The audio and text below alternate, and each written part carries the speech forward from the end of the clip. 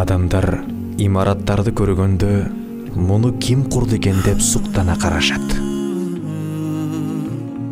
Картиналарды көргөндө муну ким тартты деп таңданышат.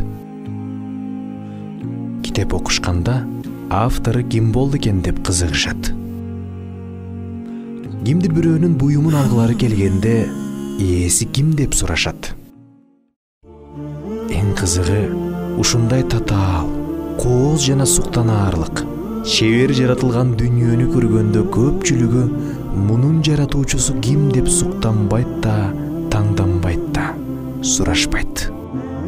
Чындыгында куруучусуз имарат, сүрөтчүсүз картина, жазуучусуз китеп болбогондой эле жаратуучусуз жаратуулар болбойт болчу.